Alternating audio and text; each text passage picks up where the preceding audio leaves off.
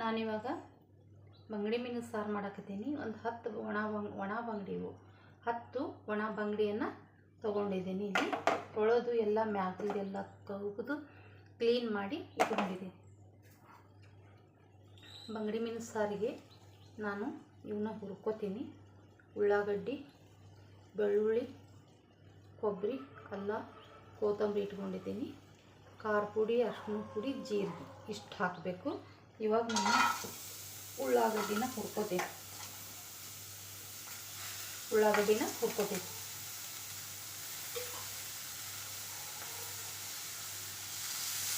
ಎಣ್ಣೆ ಹಾಕಿ ಉಳ್ಳಾಗಡ್ಡಿಯನ್ನು ಹುರಿತೀನಿ.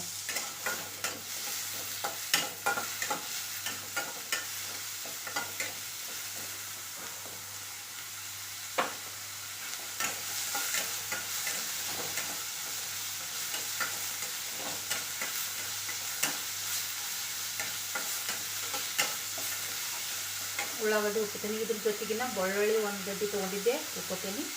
3 ಪೀಸ್ ಅಲ್ಲ ತೊಗೊಂಡಿನಿ ಹುರ್ಕೋತೀನಿ. ಇದ್ರ ಜೊತೆಗಿನ ನಾನು ಕೊಬ್ಬರಿನೂ ಹುರ್ಕೋತೀನಿ.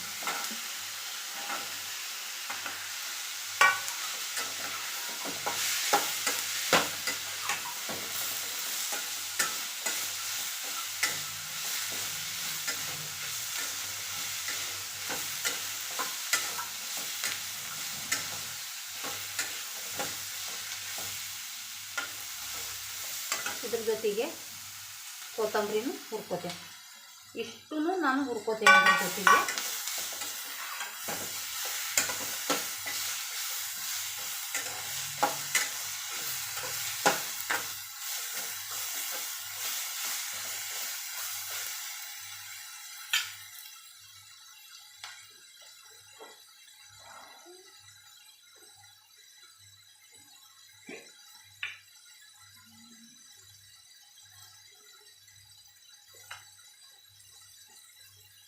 ಒಂದು ಟೀ ಸ್ಪೂನಷ್ಟು ಜೀರಿಗೆಯನ್ನು ಇದರಲ್ಲೇ ಹಾಕಿ ಹುರ್ಕೋಬೇಕು.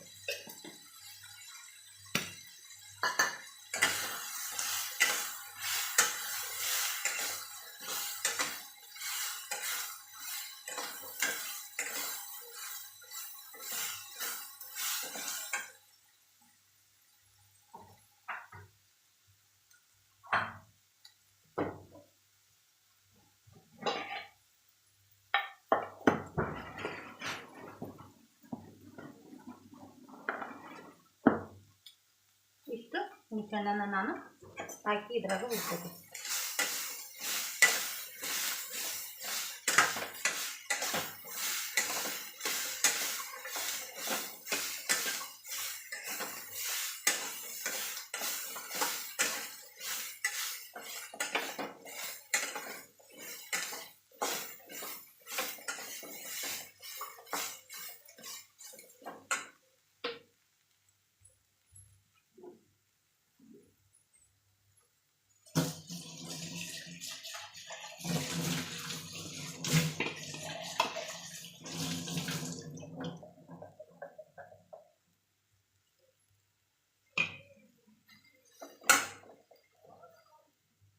ಇವಾಗ ಇದನ್ನು ನಾನು ಮಿಕ್ಸಿ ಜಾರಿಗೆ ಹಾಕ್ಕೋತೀನಿ. ಎಲ್ಲನೂ ಹಾಕ್ಕೊಂಡು ಇದನ್ನು ಮಿಕ್ಸಿ ಮಾಡ್ಕೋತೀನಿ. ಇದರಲ್ಲಿ ಖಾರ ಪುಡಿ, ಉಪ್ಪು ಎಲ್ಲದನ್ನು ನಾನು ಹಾಕ್ತೀನಿ.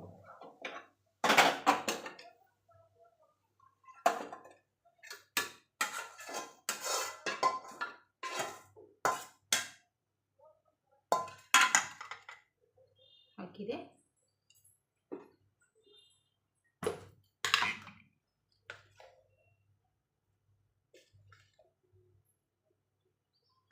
ಎರಡು ಚಮಚದ ಮ್ಯಾಗ ನಾನು ಖಾರ ಪುಡಿಯನ್ನು ಹಾಕ್ತೀನಿ.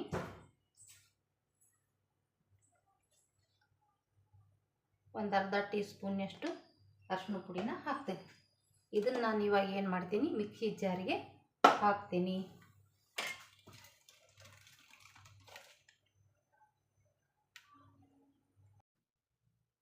ಇವಾಗ ನಾನು ಇದನ್ನು ಮಿಕ್ಸಿಗೆ ಹಾಕಿದೆ, ಎಲ್ಲ ಹುರ್ಕೊಂಡಿದ್ದನ್ನು. ಇವಾಗ ನಾನು ಏನು ಮಾಡ್ತೀನಿ ಅಂದ್ರೆ ಒಂದು 3 ಚಮಚ ಎಣ್ಣೆನ ನಾನು ಇದಕ್ಕೆ ಹಾಕ್ತೀನಿ. ಡಬ್ರಿ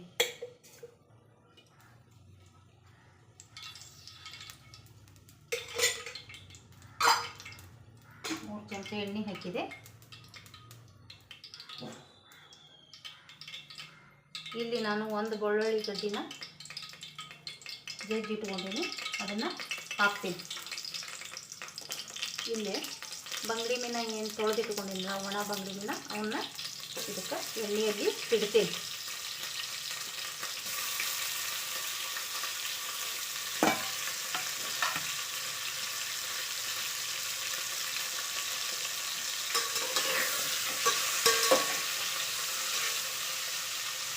ಇವಾಗ ನಾನು ಏನು ಮಾಡ್ತೀನಿ, ಈ ರುಬ್ಬಿಟ್ಟಂಥ ಮಸಾಲೆಯನ್ನು ಇದಕ್ಕೆ ಹಾಕಿ,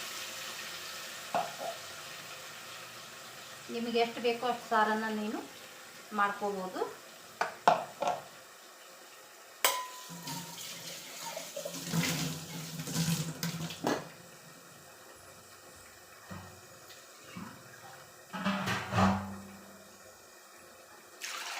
ನಿಮ್ಗೆ ಅಳತೆ ಪ್ರಕಾರ ಸಾರನ್ನು ನೀವು ಮಾಡ್ಕೋಬೋದು. ದಪ್ಪ ಬೇಕಂದ್ರೆ ದಪ್ಪ, ತಿಳುವು ಬೇಕಂದ್ರೆ ತಿಳುವು.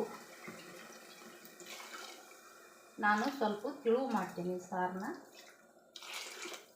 ಇದನ್ನು ಅದಕ್ಕೆ ನಾನು ನೀರು ಹಾಕ್ತೀನಿ. ನೋಡಿ ವೀಕ್ಷಕರೇ,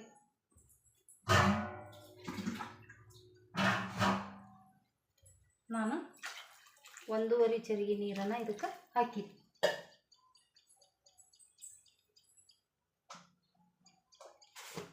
ಇವಾಗ ರುಚಿಗೆ ತಕ್ಕಷ್ಟು ಉಪ್ಪನ್ನು ಹಾಕ್ತೀವಿ. ನೋಡಿ ವೀಕ್ಷಕರೇ, ಬಂಗಡಿ ಮೀನು ಸಾರು ರೆಡಿ ಆಯಿತು.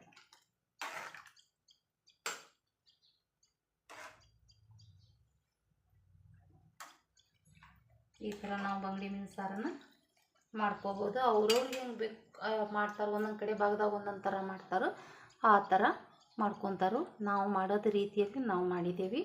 ನೋಡಿ ವೀಕ್ಷಕರೇ, ಸಬ್ಸ್ಕ್ರೈಬ್ ಮಾಡಿ ವೀಕ್ಷಕರೇ.